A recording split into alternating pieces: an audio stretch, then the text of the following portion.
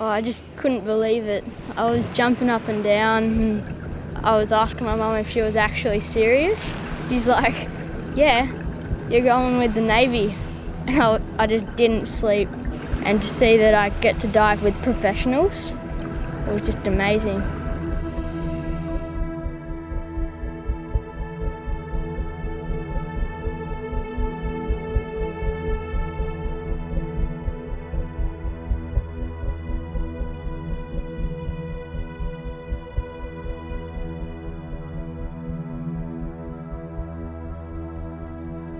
Because I've never been scuba diving before, and I've seen like underwater when I'm spearfishing, but I've never actually been able to stay under there and actually experience what it's like. I think we're going to see lots of animals, fish, possibly sharks, and lots of seaweed.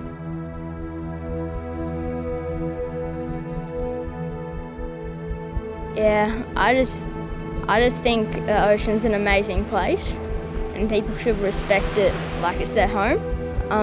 Because most of the people that live in the city like this, they just think the ocean's all about swimming and jumping off bridges and stuff like that, but they don't respect that you need to take care of it, because people don't realise without the ocean, the world's nothing. The ocean's what keeps the world alive. It supplies rain, and food and fish.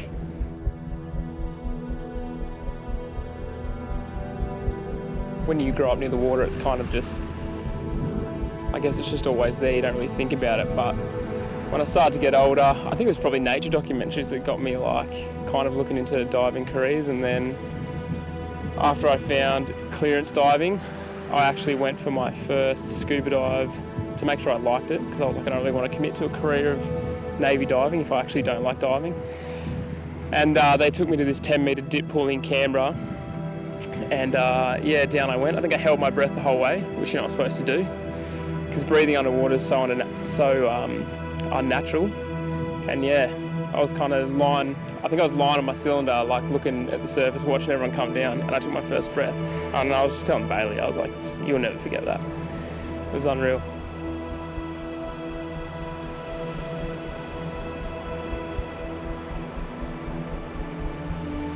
My parents moved to Rockhampton in about 1979, and the house we bought had a pool, and my parents had sold a speedboat and bought a yacht, and they were teaching themselves to snorkel, and so we learned to snorkel.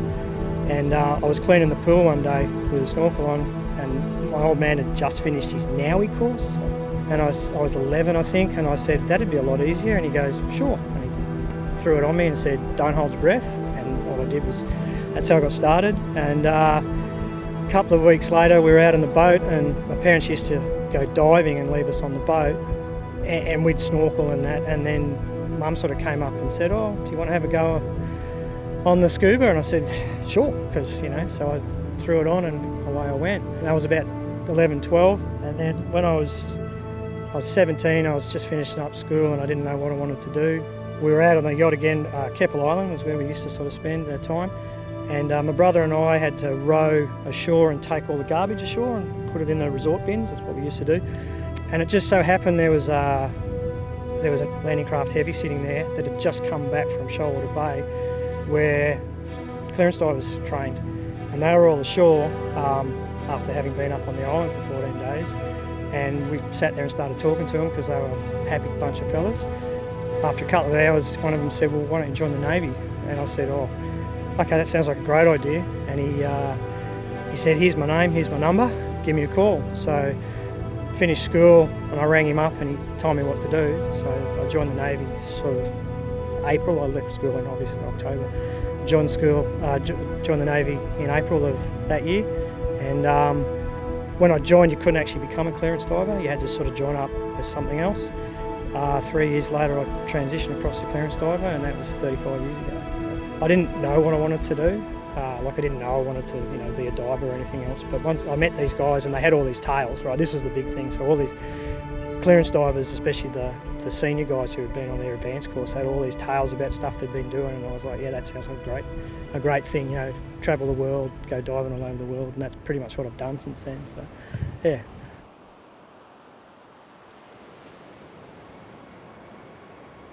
Well, I've always had a passion for the water. Growing up swimming, surf lifesaving, I thought it would make sense to then enter the Navy and join as a clearance diver to pursue that. It's just fun. There was definitely a bit of a process along the way, a lot of interviewing, selection process and course. So there was definitely challenging aspects to it. But I feel like if you have the drive, then you want it hard, like bad enough, then yeah, definitely wouldn't want any other job.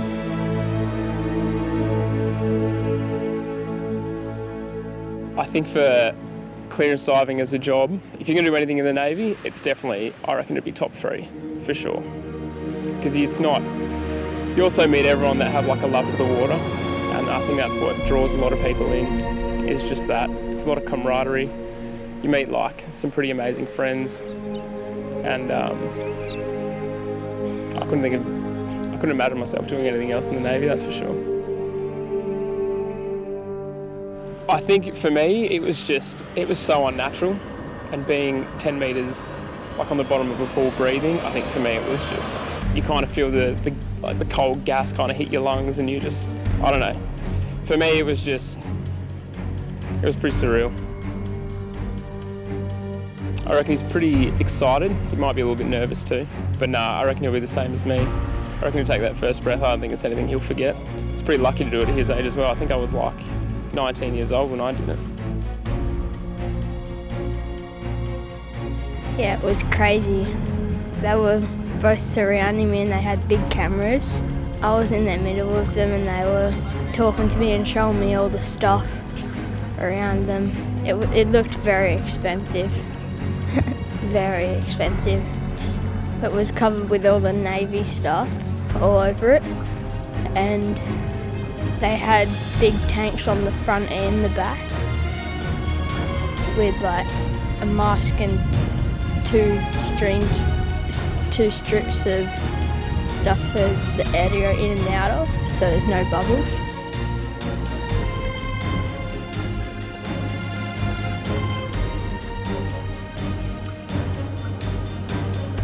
I'm thinking it could be a good career, and that because they just get to go and dive every day, well, most days, even if they don't get to do a job, they get to train diving.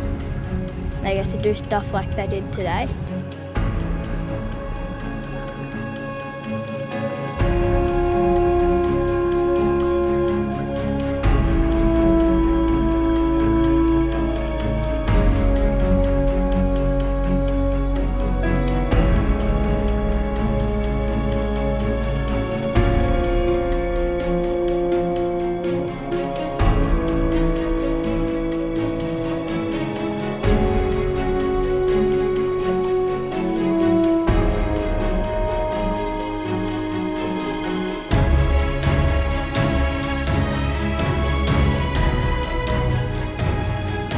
It was great.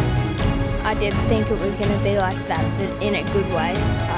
I didn't think there was going to be that many fish. I didn't think we were going to see an eagle ray or anything like that. It was way better. I feel like there's heaps more out there than I thought there was before. That it just goes to show that there's still heaps of life out there, and if we take care of it, it can stay there.